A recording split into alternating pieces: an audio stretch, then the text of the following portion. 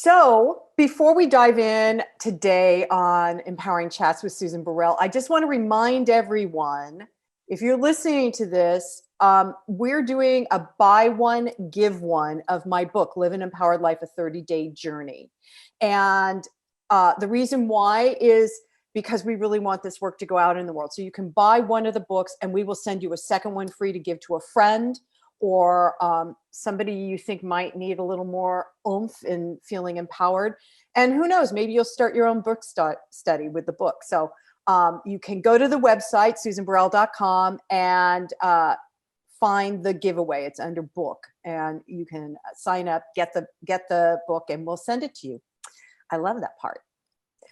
So today, I can already tell this is going to be an amazing conversation because this guest and I vibed up and we are in alignment with what it is we do individually and now together. So I want to welcome author Kim Chestney, who has an amazing book. And I love the title, Kim. I said this before we started, but I'm just going to say it out loud. I love the title. It's called Radical Intuition. And the subtitle is A Revolutionary Guide to Using Your Inner Power. So Kim, welcome today. Oh, thanks for having me, Susan. I'm so excited to dig into all this fun stuff with you. You know, I got chills. I just got chills. This is so fun. This is fun. So you wrote a book about radical intuition, but I want to hear your backstory of how you got there, because I was reading that you were involved in the tech community or something like that before this. So that's kind of like to me, I live with a guy who writes computer code, and there's a lot of headspace that's needed for that kind of stuff.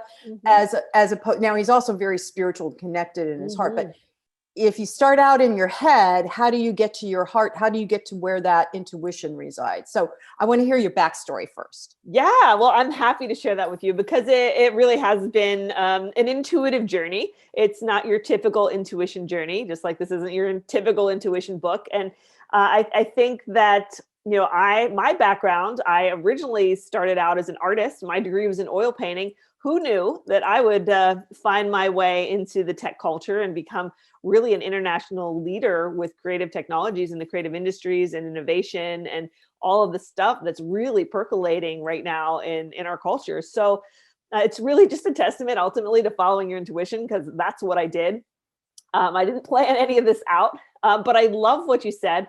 My husband too is a techie, and just like you. So, you know, what we didn't understand years and years ago is these two sort of sides of our mind, our thinking mind and our intuitive mind, are really quite complementary. Yes. And we can use them together, right? So it doesn't have to be an either or one against the other, which is something that I found myself immersed in probably about 10 years ago in the tech world, when I got into working for a technology council, and I started working to support innovation and creativity, all these things that are fed by our intuition. There are intuitive sciences, so to speak. So I started working in this space and got a lot of funding from Carnegie Mellon University, and was really working with some of the biggest tech companies in the world, you know, sharing space at strategic plannings, and sitting around the table with people who are like ridiculously smart, way smarter than me. And here we are sitting around, and I hear them starting to talk about intuition. And to me, I wrote my first book in intuition 15 years ago, the Psychic Workshop. So, you know, it's something my whole life I have been drawn to. It's something that I've been fascinated by. But it wasn't until that moment that I realized that intuition was something so much more powerful than so many of us realize, because it's not only about this interconnection that we have and our development, our spiritual growth, but it's also about the way we impact the world, and we take all of the things we learn from within and bring them out into the world to make change and make our lives better, make our world better, really to empower ourselves. So there's this huge action element with intuition that I really stumbled into in this technology world. So it really forced me to expand my own definition of intuition. And that's what really started this book, the wheels turning, was really understanding the contemporary context of intuition and how it's part of this global rebalancing of our rational thinking with our intuitive thinking, and how people like you and I are working in the middle here, bringing together, unifying these two formerly opposed factions, right? So now we can talk about unity in a real sense, not just as people, but also in the way that we think and create in the world.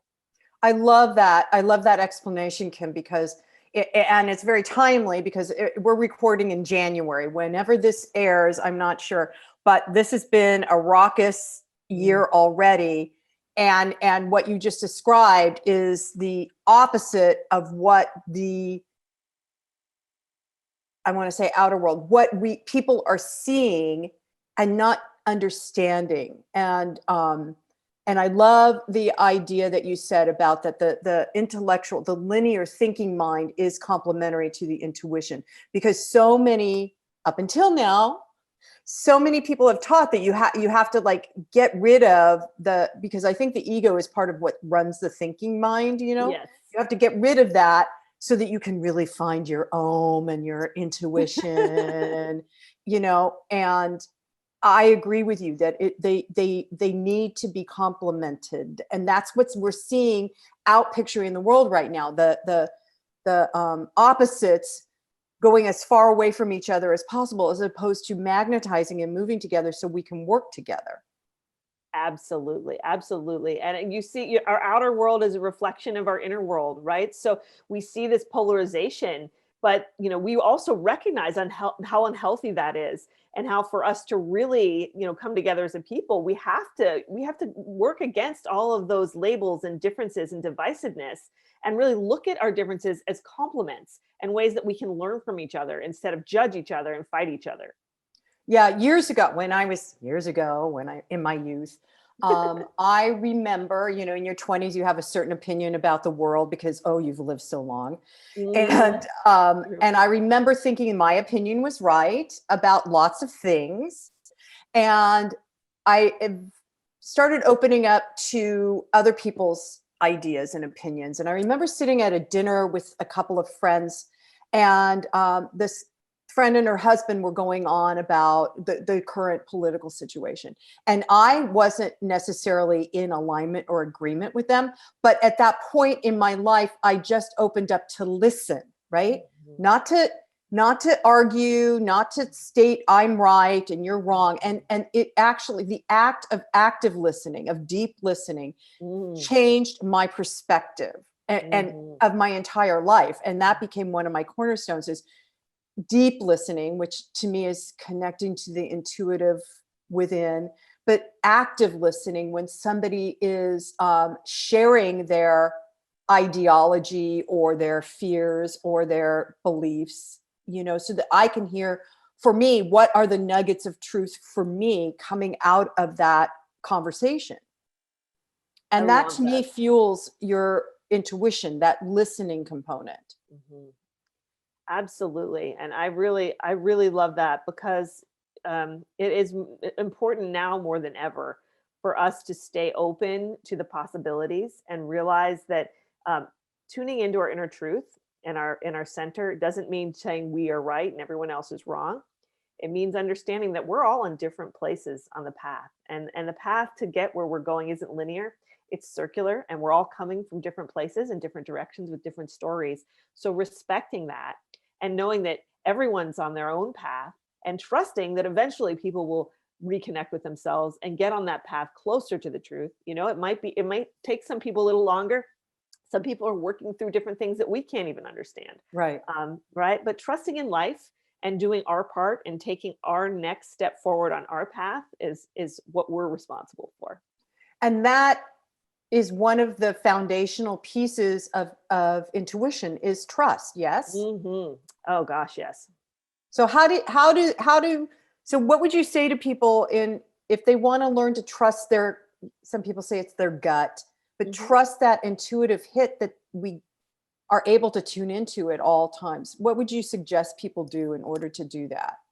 Well, do more of it. So that's, I always say, we're not going to trust our intuition or follow our intuition until we're sure of it. So really learning to understand what your intuition is and how it speaks to you. working with intuitive development, practicing your intuition, becoming aware of it every day. These are the ways that we start to recognize the way it speaks to us. And then once we start getting an idea of how our intuition feels and how it feels different from other thoughts in our head, because we always say, listen to the voice in our head, but there's a lot of voices in our head. Oh, There's our gosh, inner yeah. critic, there's our emotions, right? There's our fears. There's so many different voices, quote unquote, in our head. We want to align with that truth, that solid piece of truth that our intuition leads to. So once you start doing that, and I know you know what I'm talking about, you know how that feels, right? You know how making a decision from that place of peace and power within us feels different than making a decision from our emotions or from our fears or from our wants and our desires. And sometimes it gets a little messy. I mean, we all have gray areas, so it can be difficult no matter where you are on the journey to differentiate between those things all the time, but you get a better sense of it. And the more that you do it, the more that you practice it, the more that sense will strengthen and become clear. And then the more that it comes through for you when you actually make those choices and follow that intuition, and it comes through in the way that is supportive to your growth and brings you these new levels of awareness and understanding in the world, then you'll start to actually follow it more. So it's a process. It doesn't happen overnight, but it's very simple. And all you have to do is take that, like I said, that next step from where you are, just opening up the space to listen to that insight and create this culture of insightfulness in your life every day. So how as a beginner, for people that are beginning, especially over this last year, I think a lot of people got pulled up short and had to really sit with themselves because of being isolated and begin to listen within. So how do you encourage people to do that? Well, the silver lining with this crazy year that we've had so far is that it has given us, most of us, there's some people that have been busier than ever, but it's given a lot of us a timeout where we Yeah. have had more time, right? To spend that quality time alone with ourselves. And that's what I always say is the first step, which is making space, making white space in your life, and making opportunities for yourself to open up to that stillness and that presence of mindfulness. We talk a lot about mindfulness and how important it is to be in the moment. And this, in this place, is setting the stage for your insight to speak, because it's in the silence that intuition speaks the most clearly. So this year for us is an opportunity. And it's continuing, depending on when this comes out. There's an opportunity anytime you have space to be alone, to open up for the insight to come through. So the first thing I always say is just slow down. Just slow down, turn off your phone, stop like constantly being distracted by the outside world, which is a problem for so many of us because we have technology everywhere. So limiting our ability to get carried away in those sort of mind-based traps, sometimes they just take us away from ourselves. So that way we can get into a space where we're more present and more aware of our intuition. And then once we do that, right, then there's little things we can start doing. And on my website, I actually have a 12-page guide that folks can check out that goes into this much more and deeply in detail. But there's little exercises that you can do really to just open up for these moments of insight to come and start recognizing them. And one of the very key points to this process is starting to become aware of the thoughts, feelings, ideas, and sensations that come to you simply out of nowhere, right? Because that is a hallmark of your intuition. With our mind, we cook things up, we think things through, right? We figure it out. Intuition, there's no figuring it out. If you're trying to figure something out, right, it's not your intuition. Your intuition, you just simply receive it. So honoring those little moments, things that come to you out of nowhere, this idea, maybe I should do that, or a solution to a problem I never thought of. Recognizing those is real as part of an intuitive process that you're participating in and can repeat and can increase with your time and attention. It's interesting that as you're saying that, it reminded me of a story about Thomas Edison when he was inventing all the different things like the telephone, the light bulb, and whatever else. He would take short little pauses that looked to people like he was taking a nap, but it was his time to go kind of silent. And out of many of those pauses, he would come up with whatever the next step was to finish his invention or create the next thing. And so it's really time honored to take that pause, to take that time of silence. Yeah. and listen. Yeah, and people like you hear this all the time with great scientists. Like Einstein did the same thing. He had solutions to formulas that he was trying to figure out come to him in his dreams. And time and again you hear extraordinary people throughout history talking about these intuitive moments, these epiphanies that they've had where they've just received these really valuable insights. So, and ironically, a lot of those people are men. People like Steve Jobs, Stephen Hawking. You hear people, these great, extraordinary people talking about it, and so we know that everybody has intuition, not just women, like we've been told throughout the years. We all have it, and we can all tap into it. When we work together, our intuition and our really brilliant minds, then we do extraordinary things and can tap into that genius inside us.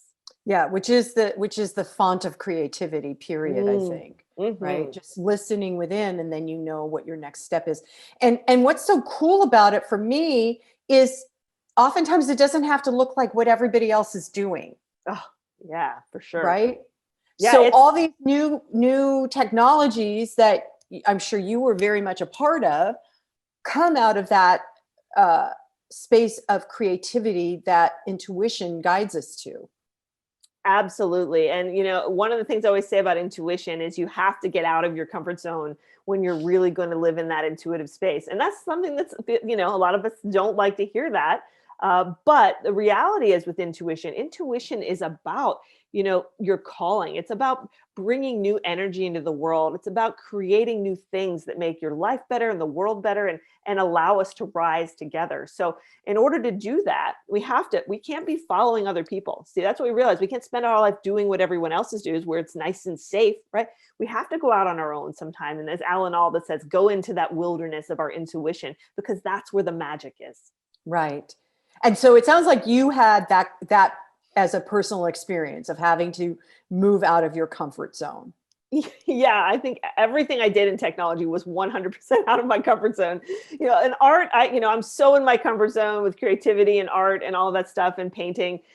So technology, I was one of those people in the beginning when I was in college. I was like, I wasn't sure about technology because it was going to kill art. And I actually ended up being in some, really interesting conversations with different museums around the country who were still operating and with resistance against technology because of, it diminishes humanity or whatever. But once we really move past that and understand everything is an opportunity to elevate as we work together, really wonderful things have come about. And I think for me, getting out into that space and working in tech was one of the most exhilarating experiences of my life, even though it was so far out of my comfort zone. Like I couldn't believe, I'm working, people with PhDs and really advanced things that I don't even understand were looking to me for solutions.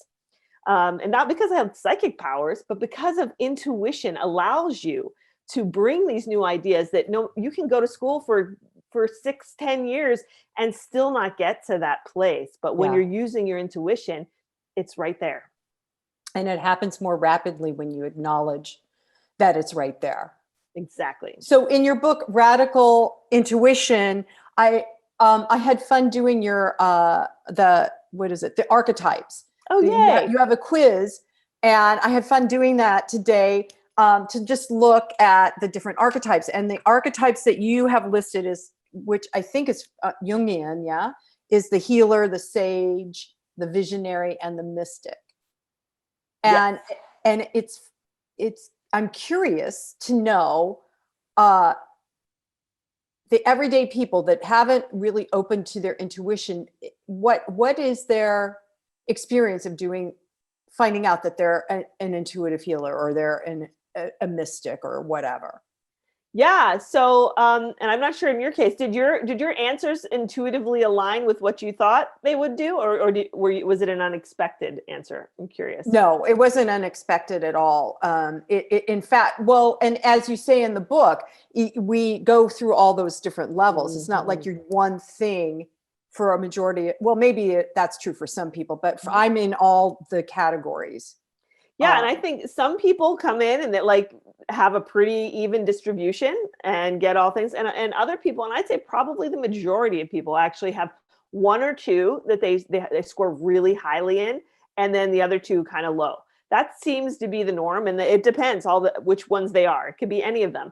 But the most common thing that I hear is that there's one or two pathways that are really open, and then one or two pathways that could use a little bit more opening. Because when we talk about these archetypes, they really refer to the four primary pathways with which our intuition speaks to us. For example, if you are a healer, the healer archetype is someone whose physical pathway of intuition is open. They might be very in touch with their bodies speak to them easily. They've gut feelings, a lot of times work in holistic practices or work with the body in some way, just a natural affinity to wellness and health and well-being and all that. And then I'll just go through the types real quick, if that's okay. And then and the second type is the sage, really, and that's the intuition of the mind. And that's folks who are very much aligned with that, have real strong inner knowings. Their inner guidance is very strong. They have good first impressions of people. They're able to counsel others and really use their own intuition to guide other people as well as themselves. And then the third type of intuition is the visionary. And that's kind of what we've been talking about with people like Steve Jobs and scientists that are creating these amazing products that change the world, but they use intuition and innovation and ingenuity, and artists who are creating really wonderful things. It's pretty much the creative energy that transforms us and transforms the world. And then finally, there's the archetype of the mystic. And that's obviously the way our intuition connects with us spiritually and lifts us higher and allows us to connect with the beyond and experience the metaphysical realities and our connection with life and the universe and God and all of those beautiful, wonderful things. So let me ask you, Kim, since you brought that piece up, do you feel that intuition in whatever archetype category function is part of what connects us to spirit? Absolutely.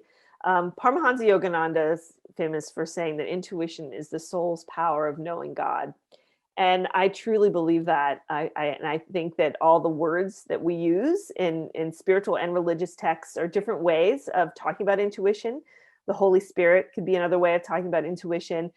This is a conduit. This is a channel. This is our ability to connect with God. And I'm just going to use that with spirit, God, the universe, whatever, put in whatever word. Right. Fill in the blank. Fill in the blank.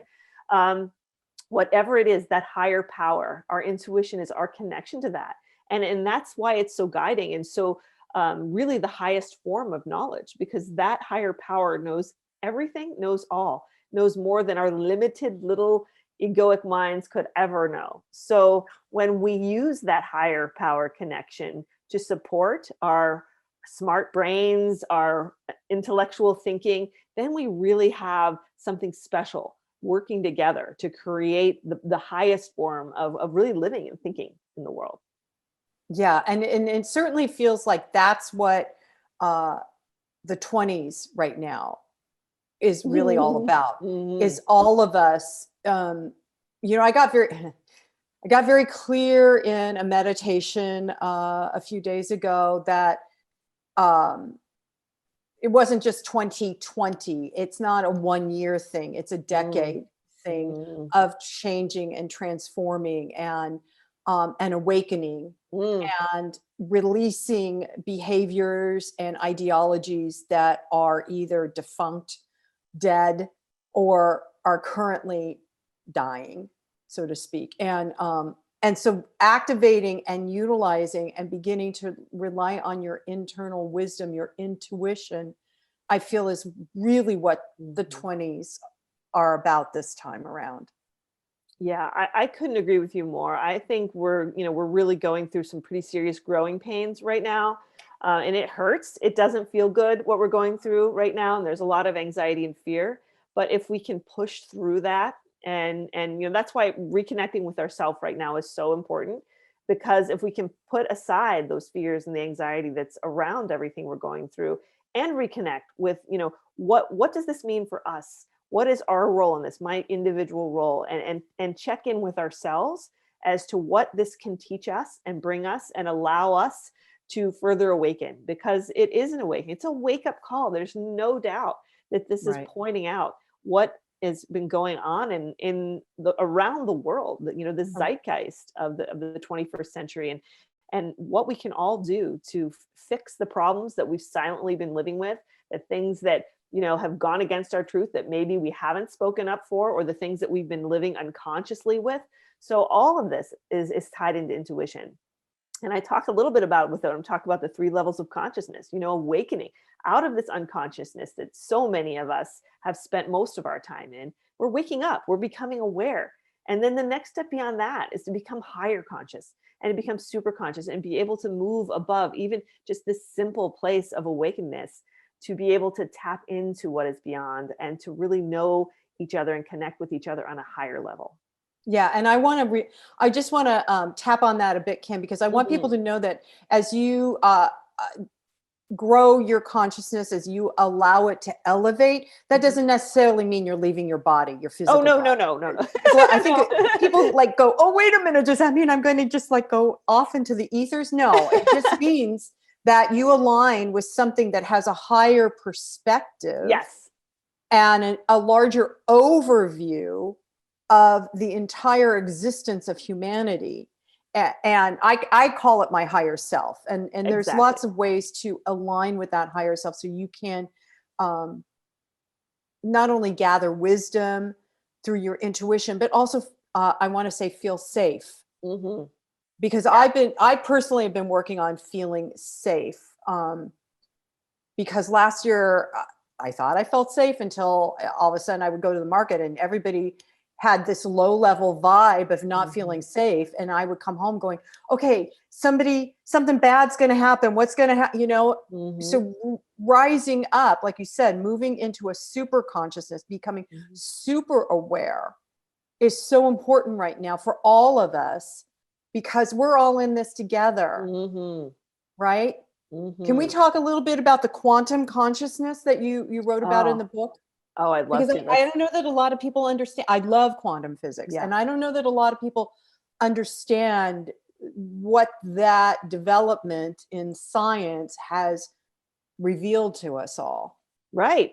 Sure. I would love to talk about that. It's one of my favorite topics in relation to intuition. So in the book, I talk about quantum thinking and how that's really a different way of thinking about intuition.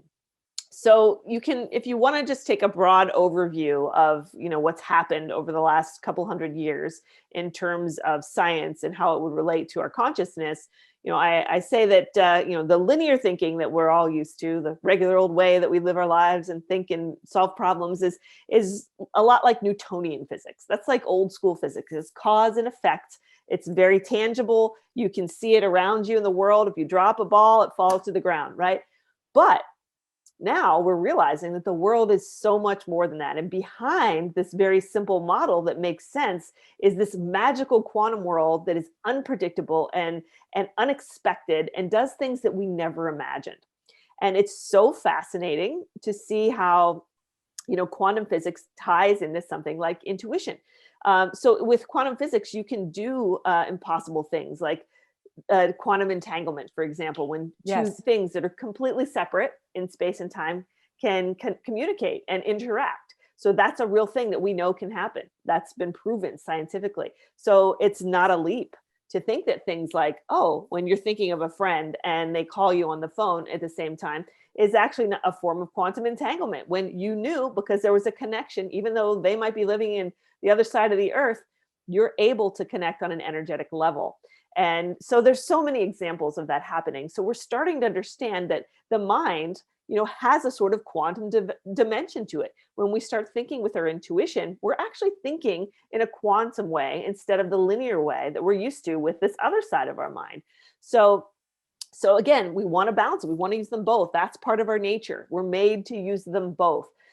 So you can really start doing exciting things when you go into these wormholes with your intuition, and you can do things that people say are impossible. So everything we know, one more thing, is that, everything that's ever happened has already happened in the past. It's all data. It's all ever present, and it's out there around us in the world, in the universe. And our intuition has the ability to tap into that, to download from that, and to connect with that. So it is like the all-knowing data of the world and the cloud that surrounds us. Our intuition is our ability to pull something down that might seem completely impossible. if somebody says something's going to happen in the future, well, there's no way they could know that because we don't know the future. But if you're touched in with your intuition knows the future, because there is no such thing as time. Time is a Right. perception, right? So So it's all there. A man-made concept. Time. Exactly. Yeah. And this is important, everybody, if you're listening to what Kim just said, because you can tap into information and creativity that already exists on the unseen side of life. Mm-hmm. It's all there. That's why it's interesting when people different people maybe at different parts of the world come up with a similar idea at the same time, a similar concept or a similar title for a book or a television series at the same time, because it's all there waiting for the individual that wants to own it and be responsible for it to say, yes, I am going to do this piece for whatever. So I want to circle back, Kim, in terms of the quantum entanglement and how we're all connected, because what you said about intuiting that somebody's going to call you, it's not just a random thing. And so if we tease that out further, I want everybody to understand that what you're thinking and feeling affects all of us. Yes. So if you're thinking and feeling in anger, fear, guilt, shame, it affects us because humanity is entangled. The planet is entangled with us. Animals and rocks, everything is in this oneness of an indescribable essence. And so it's very important for you to move from being asleep to what Kim's calling the super consciousness. I'm calling you all to begin to do this work this year, if you didn't start it last year, because we each affect each other. And so if we choose to be love and light, if we choose to focus on healing emotionally, it helps other people. Right now, the work I do for myself, within myself, I know affects the people around me. I know it affects me. It affects the people when I go to the grocery store. It changes without me saying a word. My inner awareness, because of this quantum entanglement, because we're all connected. So it's very important that you understand that this is really a truth. And this is where we're going as humanity. What Kim's talking about the intuition and opening up to it, which is why I love the title of your book, Radical Intuition. It's like we've always known that people have intuition, but it's time. It's time to radicalize our intuition for the highest good. And it harm none. And it harm none. Those are ancient sacred words. And it harm none. So I maybe I'll get off my soapbox now. No, I love that. I do. I love that. And I love your passion, because what you're saying is 100% true. And I always talk about intuition as the universal language. It is the way that we're all connected. Everyone, even our pets, our animals. If there's ever aliens, probably them too. It's life, right? It's life, and that is our entanglement with life. So the little things that we do for ourselves matter. Everything matters. Our energy matters. Your energetic space, your inner space, it matters, and it makes a difference. Even from the smallest to the biggest levels. What you touch and the energy you bring has the power to uplift other people. Just like you said at the grocery store. I mean, how many times you walk past someone and their energy is just so, you just feel icky, right? Or another person, you'll just walk by and they'll just give you a smile, and suddenly you'll feel uplifted and you'll feel that connection with humanity, even though it's a stranger. So we have the power to do that in very small, subtle ways that make big impacts. Yes. And I want to encourage everybody, instead of hiding out in your little cubby hole, because we're still supposed to be doing all this social distancing stuff, because, the virus is going to come and get us all. As you're hiding out, really begin to investigate this. Take time, get Kim's book, Radical Intuition, and begin to investigate within yourself and build yourself up so that when we are able to interface, connect, hug each other again, you have a new foundation to stand on that's based on your intuition, that's based on your inner knowing, that will allow you to live a life of freedom Yes. and empowerment. Yes. I couldn't have said that better. Amen to that. So the book, again, everybody, is called Radical Intuition, A Revolutionary Guide to Using Your Inner Power. And Kim, tell everybody where they can get the book and how they can find out more about what you do. Yeah, you can get the book anywhere, your favorite bookstores, online, Target, Walmart. And you can learn more about me on my website, kimchestney.com, KIMCHESTNEY. There's a silent T in there. And I do have that free awakening guide there. And I also have an intuition school. If you really want to get more involved and take some courses and really start practicing this, it's called Intuition Lab. And you can take a look at that at intuition-lab.com. Okay, so I just want to tap on that for everybody, what Kim just said, because I find in my, well, this is my personal experience, most of us do well when we take a class with other people. Mm-hmm. Most of us do well when we allow someone else to guide us instead of making it up on our own. I mean, some people want to be the loner, but most of us do well when we do a class together, especially in this current dynamic. So I highly recommend you go to Kim's website and learn more and get the it's a free Wake Up Your Intuition guide. Yep. Wow. I feel like we could just go on and on and on. I know. We could talk forever about this. There's so much to discuss. Yeah. So thank you so much for joining me today. I so appreciate it. And I just want to tell you, I am so grateful for the journey you've been on through all the ins and outs of technology to come to this place of really radicalizing intuition. Aww. I am deeply grateful for your work. Thank you so much. And I appreciate you sharing that. And thank you for having me on and sharing this message together. You're welcome. So I'm just going to end with, and so it is, namaste.